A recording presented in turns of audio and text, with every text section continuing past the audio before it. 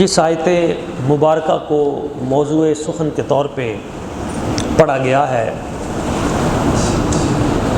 اس آیت کو آیت حج ہی کہتے ہیں، چونکہ حج کے مہینے ہیں، بڑی برکتوں والے مہینے ہیں، اور حجاج کرام حج بیت اللہ کے سفر کے لیے روانہ ہو رہے ہیں۔ اس مناسبت سے چند اہم باتیں پیش خدمت ہیں۔ اللہ تعالیٰ ارشاد فرماتا ہے الحج اشہر معلومات، حج کے مہینے معلوم ہیں۔ فمن فرد فیہن الحج، تو جن پہ ان مہینوں میں حج فرض ہو، فلا رفث ولا فسوق ولا جدال فی الحج، تو وہ 3 کام کرے۔ یہ حج کے اخلاقیات میں سے ہے، چونکہ یہ درس اخلاق ہے تو حج کی اخلاقیات کیا ہیں، اس حوالے سے 3 اہم چیزیں یہاں پہ بیان کی گئی ہیں۔ فلا رفث ولا فسوق ولا جدال، یہ 3 چیزیں ہیں، یہ فلسفہ حج ہے۔ جو بھی حج کا ارادہ کرے، جس پہ حج فرض ہو، فلا رفث، وہ بے حیائی کی باتیں چھوڑ دے، وہ بے حیائی کی باتیں رفث میاں بیوی کے مابین جو خاص امور کی باتیں ہوتی ہیں، جس میں سیکشول ایریا جو ہے یہ آتا ہے، تو اس کو چھوڑ دیں۔ حج نام ہی بہت ساری چیزوں کے چھوڑنے کا ہے۔ اب دیکھیں میاں اور بیوی دونوں کا کتنا قریبی رشتہ ہے، لیکن جب ان پہ حج فرض ہے، دونوں اکٹھے بھی ہیں، تو وہ اس نسبت سے بات نہیں کر سکتے۔ تو جب میاں بیوی جن کا آپس میں تعلق حلال ہے، وہ آپس میں ایسی بات نہیں کر سکتے۔ ویسے باتیں کر سکتے ہیں ایک دوسرے کے ساتھ، حج کے امور میں طواف بھی اکٹھے کر سکتے ہیں، تعاون بھی کر سکتے ہیں، لیکن میاں بیوی کے جو پردے کے معاملات ہیں ان حوالے سے وہ آپس میں بات نہیں کر سکتے۔ تو یعنی حج کا سفر اتنا تقوی والا ہے کہ اس میں جو حلال تھی بیوی، اس کے ساتھ بھی آپ ایسی بات نہیں کر سکتے، تو جو حلال ہی نہیں ہے اس کی طرف آپ اپنی نگاہ کیسے اٹھا سکتے ہیں؟ یہ ہے حج۔ فلا رفث، دوسری بات ولا فسوق، گناہ کوئی بھی نہیں کرنا۔ حج کا ارادہ کر لیا ہے، گناہ ترک، جھوٹ بولنا، کسی کو داؤ لگانا، کسی کے ساتھ زیادتی کرنا، کسی کے ساتھ کوئی ایسی حرکت کرنا، دل آزاری کرنا نہیں، فسق والا کام نہیں کرنا، تعلق جو ٹوٹے ہوئے ہیں ان کو بھی بحال کر کے جانا، جو رشتہ دار روٹھے ہوئے ہیں ان کو منا کے جانا، جہاں کہیں کسی کی دل آزاری زندگی میں ہوئی ہے اس سے معافی مانگ کے جانا، جو قرض لیا ہوا ہے کوشش کریں وہ قرض اتار کے جانا، ولا فسوق، فسق والا کوئی کام نہیں کرنا۔ اور تیسرا اخلاق جو حج کا ہے،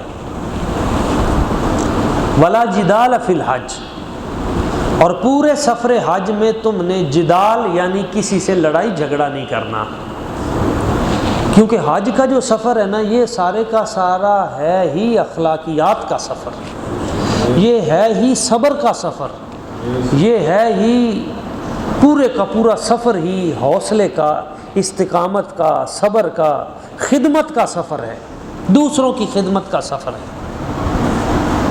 تو اس میں تم نے لڑائی نہیں کرنی، کیوں کہ یہ جو سفر ہے اس میں غصہ آتا ہے، کیونکہ بندے کا مزاج اپنے گھر میں اور ہوتا ہے، جب وہ سفر میں نکلتا ہے تو ظاہر ہے کہ اس کی طبیعت کے مزاج کے موافق چیزیں نہیں اسے ملتی، اور وجود انسانی جس وقت وہ جس چارپائی پہ اپنے گھر میں سوتا ہے، جس ٹائم پہ سوتا ہے، جس طرح کے اس کے معمولات ہیں، جیسے وہ ڈسٹرب ہوں گے تو اس کی طبیعت میں نفسیاتی طور پہ غصہ آئے گا۔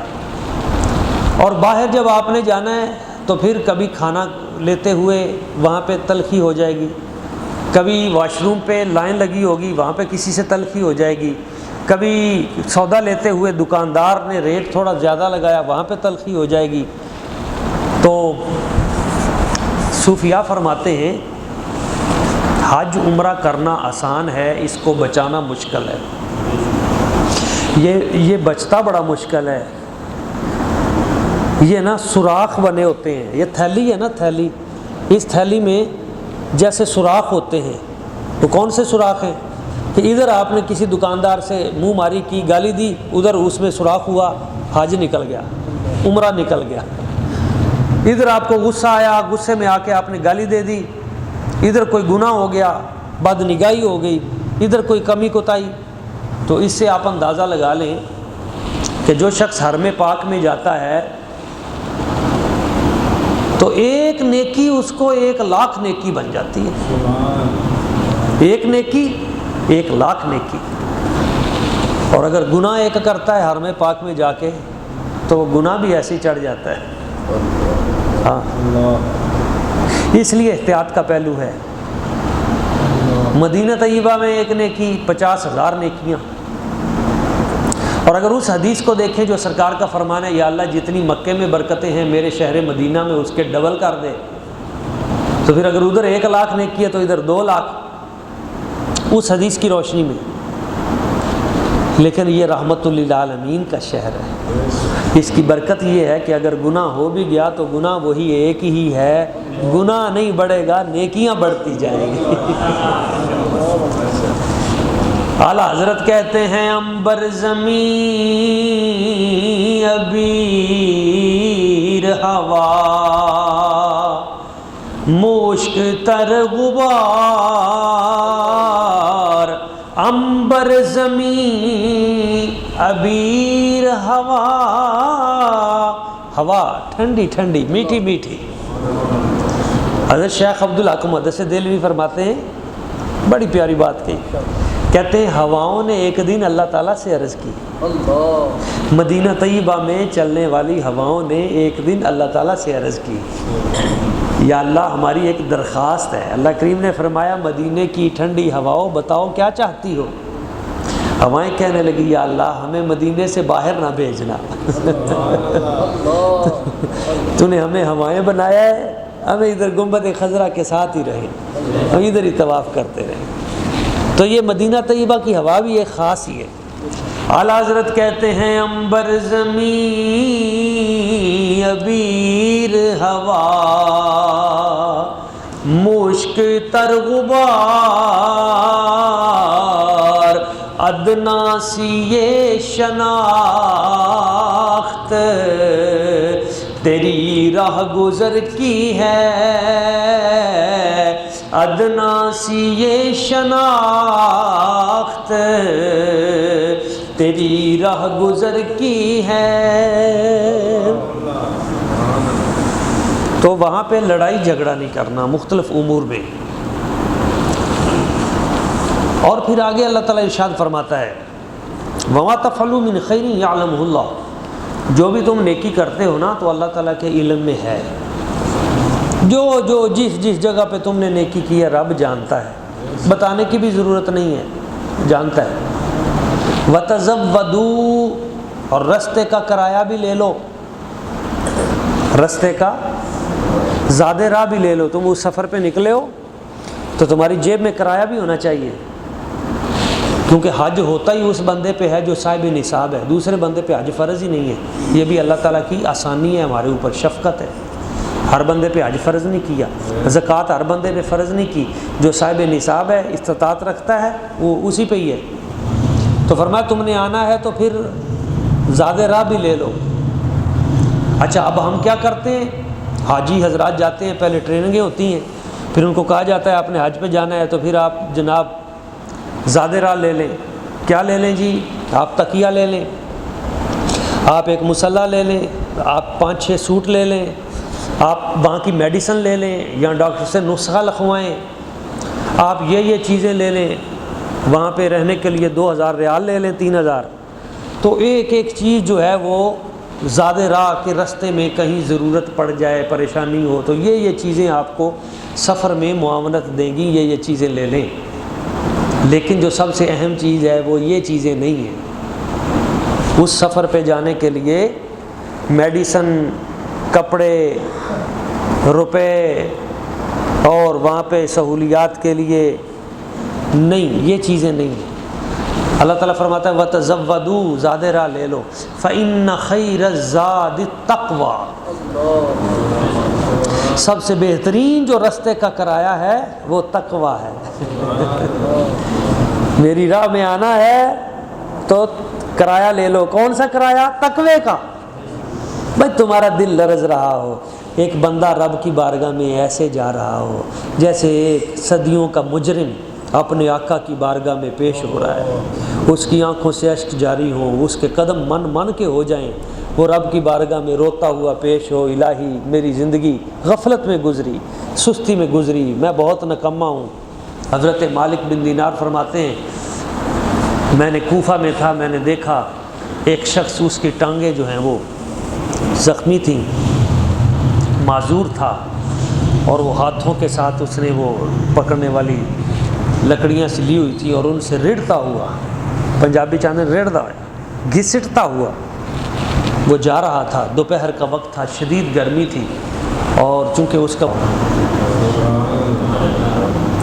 کوفہ عراق سے، میں نے کہا حرمین طیبین تو کیسے جا رہا ہے؟ کہنے لگا حج کے لیے جا رہا ہوں۔ میں نے کہا ابھی تو کافی دن باقی ہیں، تو اس نے کہا ہاں میں نے جانا بھی تو ایسے ہی ہے۔ تو میں نے کہا اتنی دوپہر ہے، تھوڑی دیر آرام کر ذرا۔ اس نے کہا نہیں، آرام کا تو وقت ہی پیچھے نہیں بچا، اس طرح تیزی سے جاؤں گا تو پہنچوں گا۔ تو میں نے کہا چلو میں نے بھی جانا ہے، چند دنوں بعد تجھے گھوڑے پہ لے جاؤں گا۔ اس نے کہا پتہ نہیں تیرا ارادہ بدل جائے، میں تو نہیں پہنچ سکوں گا۔ تو میں نے کہا چلو تھوڑی دیر ٹھہر جاؤ، میں تمہارے لیے کھانا بنواتا ہوں، پانی شانی پلاتا ہوں۔ تو اس نے کہا نہیں، میں نے روزہ رکھا ہوا ہے۔ اتنی گرمی میں اس نے کہا نہیں، میں نے روزہ رکھا ہوا ہے۔ کہتے میں تو حیران ہو گیا۔ اس نے جاتے ہوئے پھر کہا اچھا مالک، پھر انشاءاللہ تیری میری ملاقات ہوگی۔ کہتے میں وہاں پہنچا عرفات کے میدان میں، تو وہ اپنی لکڑی کی کھڑائیں لے کر اسی طرح گھسٹتا ہوا عرفات کے میدان میں رب کی بارگاہ میں رو رہا تھا۔ وہاں سے میں نے جمرات پہ دیکھا، وہاں پہ بھی وہ پتھر مار رہا تھا۔ پھر میں جب مینا پہ پہنچا تو لوگ اکٹھے تھے، میں نے کہا ادھر کیا ہے؟ دیکھا تو وہی تھا۔ اور مینا میں جہاں پہ قربانیاں کی جاتی ہیں، وہ اس مقام پہ جہاں پہ قربانی کی جاتی ہے، اس جگہ پہ وہ ایک دعا کر رہا تھا۔ میں نے کہا یہ کیا دعا کر رہے ہیں؟ تو وہ دعا یہ کر رہا تھا الہی بڑے بڑے امیر لوگ آئے ہوئے ہیں تیری بارگاہ میں، صاحب نصاب لوگ، اور وہ قربانیاں بھی لے کے آئے ہیں، تو یا اللہ تو ان کی قربانیاں تو قبول کرے گا ہی، میرے پاس تو کوئی قربانی نہیں ہے، تو یا اللہ ایسے کر تو میری جان کی قربانی لے لے، تو اسی کو قبول کر لے۔ تو کہتے ہیں میں تو اس کی کیفیت دیکھ چکا تھا، میں نے جلدی سے اس کے منہ پہ ہاتھ رکھا، میں نے کہا اللہ کے بندے تو کیا کہہ رہا ہے؟ میں نے ہاتھ رکھا تو اس کا سانس بند ہو چکا تھا، جب میں نے نبض چیک کی تو وہ دنیا سے جا چکا تھا۔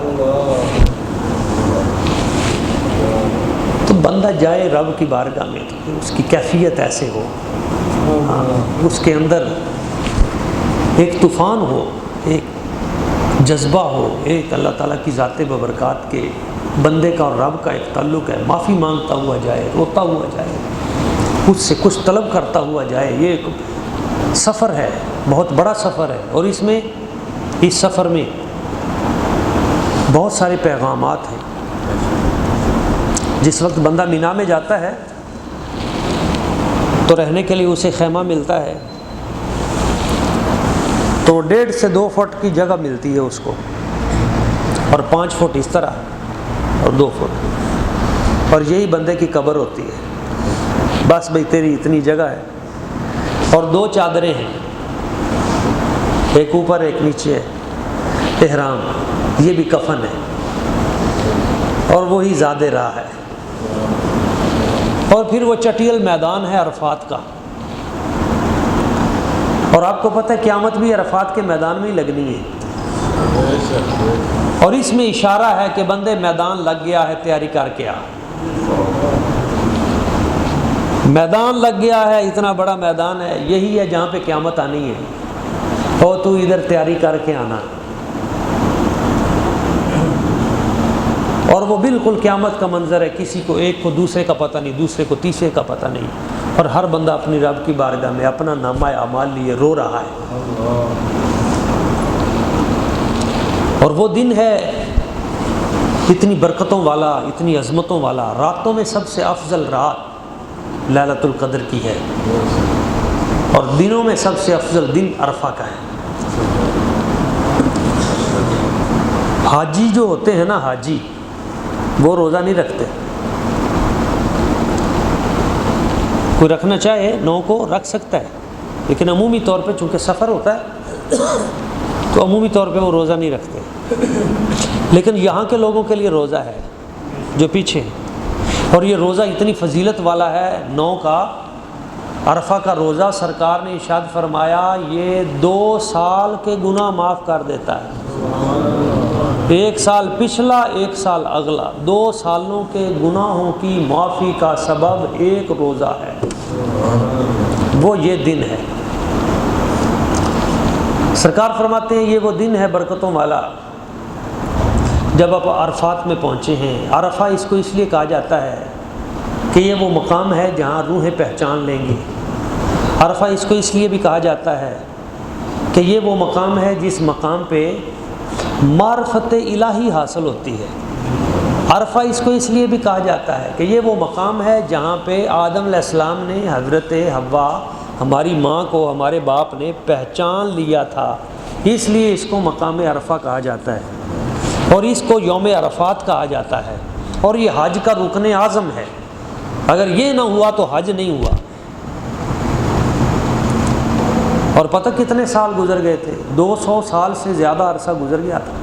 آدم علیہ السلام اور حضرت حوا، حضرت آدم، ان کی آپس میں ملاقات نہیں ہوئی تھی، 200 سال گزر گئے تھے، توبہ کرتے، استغفار کرتے، پھر جا کے ملاقات ہوئی، اور جس جگہ پہ ملاقات ہوئی وہ یہ پہاڑی تھی عرفہ کی۔ اللہ نے اس کو بھی نشانی کے طور پہ باقی رکھا، اور اس کی ایک نسبت حضرت ابراہیم علیہ السلام کے ساتھ بھی ہے۔ یہی وہ مقام ہے عرفہ کا جہاں پہ حضرت ابراہیم علیہ السلام کو خواب آئے۔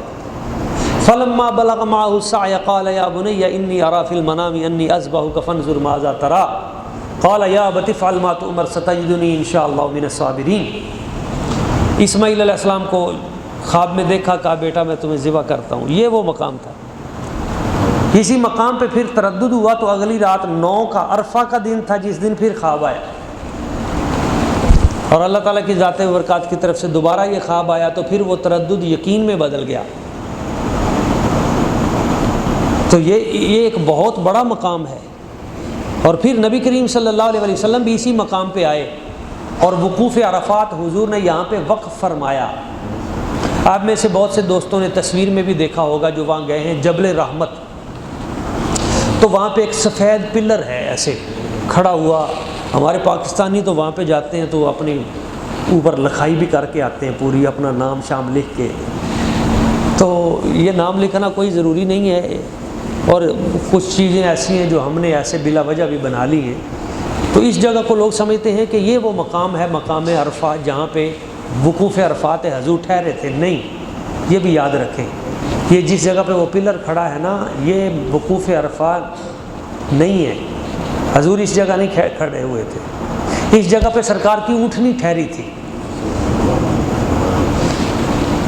اور سرکار نے اس اونٹنی پہ خطبہ دیا تھا۔ یہ خطبے کی جگہ ہے، یہ وقوف عرفات کی جگہ نہیں ہے۔ سرکار نے جو وقوف فرمایا تھا، جس جگہ پہ حضور نے قیام کیا تھا، تو آپ کے دائیں ہاتھ پہ یہ جبل رحمت ہو، یہ جو پلر ہے، اور سامنے آپ کے چہرے کے خانہ کعبہ ہو، تو وہ مقام آپ کا بنتا ہے اس سے تھوڑا سا ہٹ کے، جس جگہ پہ نبی پاک صلی اللہ علیہ وسلم حضور نے قیام فرمایا تھا۔ تو اس مقام پہ اتنی برکتیں ہیں، یہاں سے مزدلفہ ہے، وہاں پہ رات کا قیام ہے، اب اس میں ہمیں یہ بھی سبق ملتا ہے کہ شریعت جو ہے نا یہ جیسے اللہ اور اس کے رسول کا حکم ہے بس۔ اب آپ دیکھیں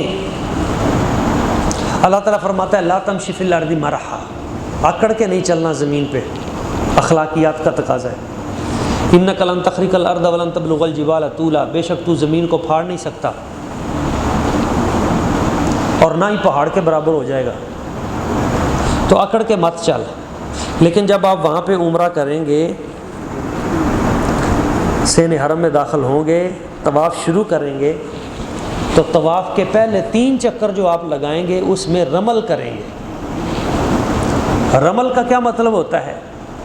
پہلے اتباع کریں گے کہ احرام جو ہے یہ نیچے سے، بازو جو ہے اپنا دایاں کندھا خالی کر کے نیچے سے گزاریں گے۔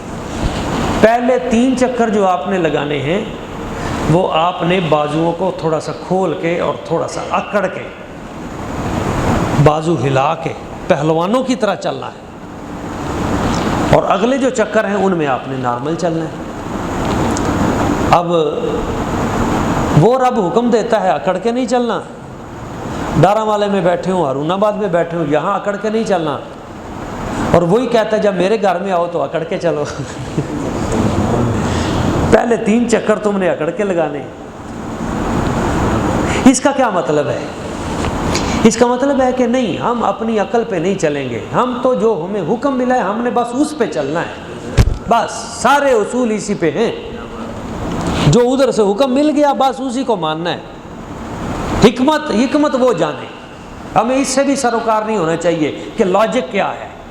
ہمارے اسٹوڈنٹ اس پہ بھی بڑی بات کرتے ہیں، نہیں جی ہمیں کوئی لاجک آئے گی تو ہم مانیں گے، نہ، عقل قرباں کن بپیش مصطفیٰ، عقل اور لاجک کو مصطفیٰ کی ذات پہ قربان کر دے، تجھے سمجھ آئے تب بھی، نہیں آئے تب بھی، جو حکم آ گیا اس کو ماننا ہے بس۔ ہاں کبھی وہ لاجک تیرے سامنے اوپن ہو جائے تو سبحان اللہ، کوئی عالم اس کو کھول دے، کسی کے دل پہ اللہ تعالیٰ ظاہر کر دے۔ اہل علم کہتے ہیں کہ یہ وہ مقام تھا نبی پاک صلی اللہ علیہ وسلم کی، یہ بھی ادا ہے، اور ادا یہ ہے کہ سرکار جب مدینہ طیبہ سے مکہ مکرمہ آئے تو مکہ کے کفار نے کہا کہ یہ ادھر مکہ مکرمہ میں تھے تو صحت مند تھے، مدینے کی گرمی نے انہیں جھلسا کے رکھ دیا ہے، تو وہاں جا کے یہ ماڑے ہو گئے، کمزور ہو گئے۔ تو سرکار صلی اللہ علیہ وسلم آپ نے جب یہ سنا تو سرکار نے فرمایا اپنے صحابہ کرام سے کہ ایسے عاجزی کے ساتھ نہ چلو، ذرا کندھے کھولو، بازو ہلاؤ، دشمن کو پتہ چلے ہم ہمت والے ہیں، قوت والے ہیں، تو بازو ہلا کے چلو۔ تو 3 چکر سرکار نے اپنے صحابہ کرام کے ساتھ اس طرح لگائے، کافروں نے جب دیکھا کہ یہ تو وہ نکل گئے، جب وہ نکل گئے تو حضور نے فرمایا نہیں اب عاجزی میں آ جاؤ۔ اس میں پیغام کیا تھا کہ جہاں کفر کے ساتھ ٹکراؤ ہو تو وہاں پہ عجز نہیں کرنا، اور جہاں بارگاہ رب العزت کے ساتھ ہے تو وہاں پہ عاجزی کرنی ہے۔ ہماری